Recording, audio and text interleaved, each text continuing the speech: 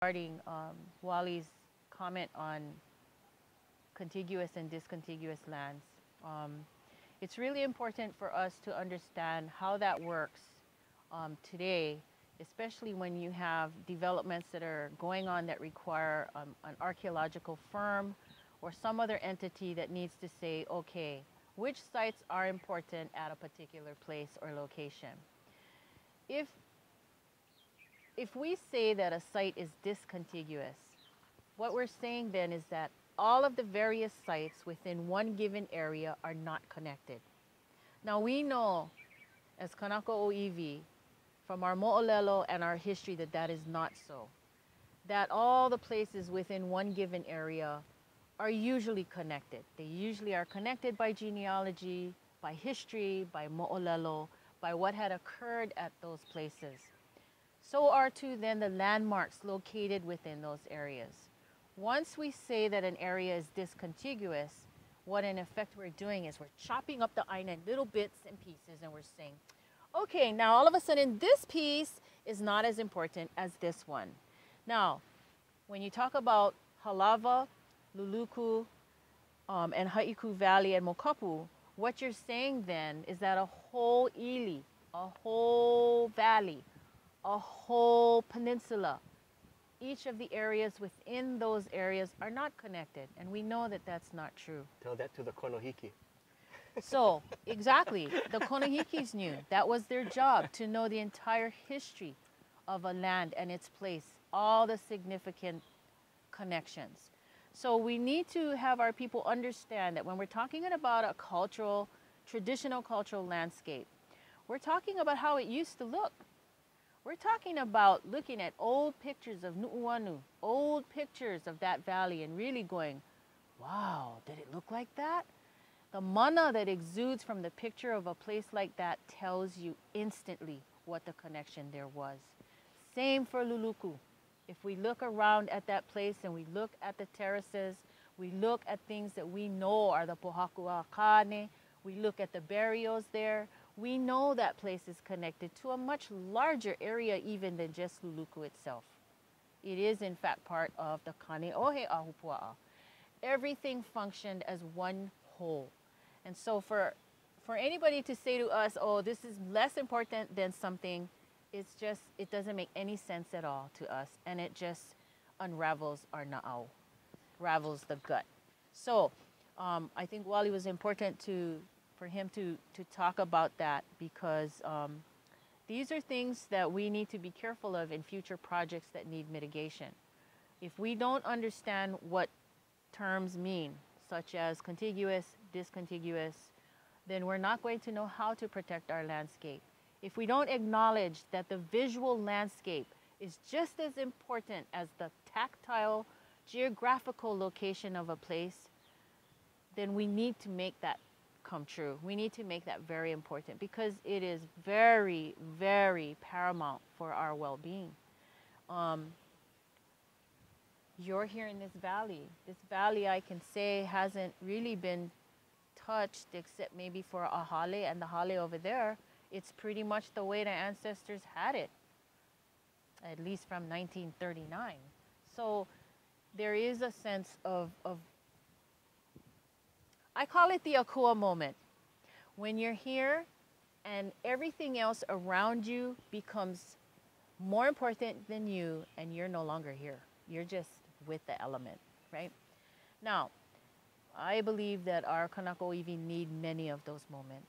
And we cannot have those moments if we don't have our traditional cultural landscapes intact. So we must fight for them to stay intact. Anything else, my darling?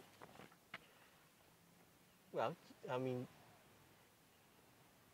if you look at the H3, the Halava tunnels, and you know, as we look at a traditional landscape from what they call Mauka to Makai, you know, Halava is as Mauka as you can get. I mean, the Halava H3 tunnels is as Mauka as you can get.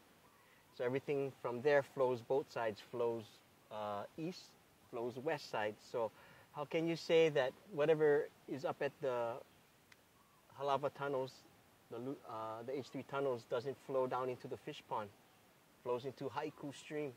Yeah, that's the fish pond that Paipaiaho'eia right now is trying to restore, you know, it's affected by the H3, even though it's far Makai. So, you know, for us we really need to look at these places and places that maybe aren't active now, but were active during the time of our kupuna, you know.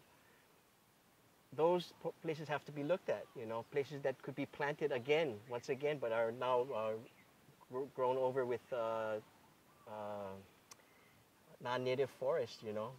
We need to look at those places, and, you know, as we go along and try to say that we want to be sustainable, we have to look at these places, you know, and try to open them up again, you know, as much as possible. So, you know, we really have to take a real rounded look at it.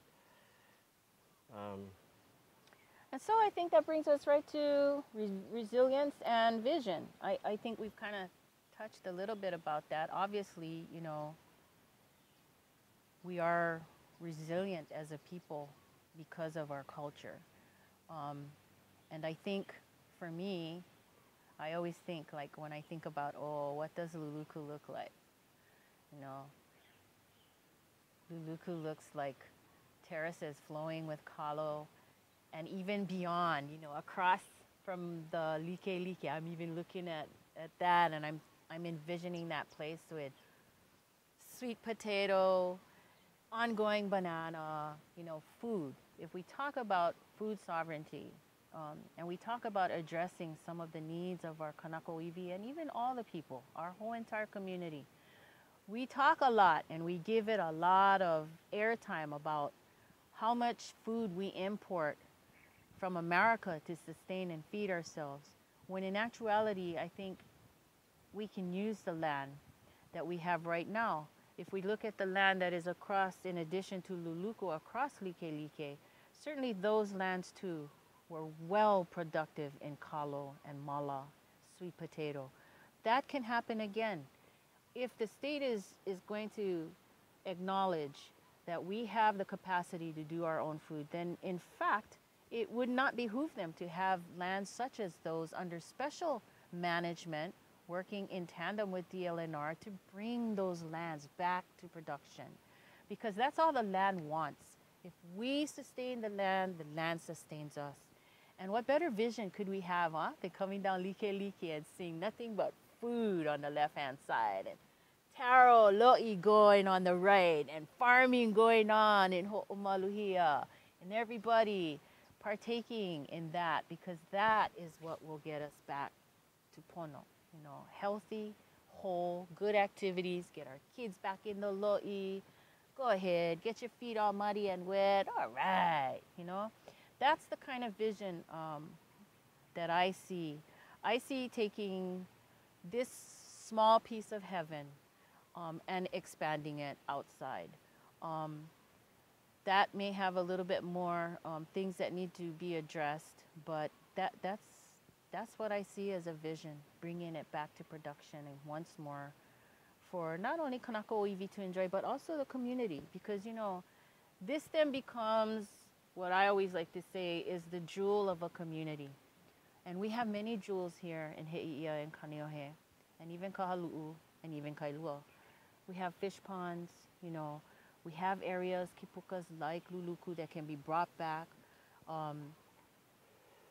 Something like this that not everyone gets to see, but Luluku would be something everyone can see, yeah? And even Haiku Valley.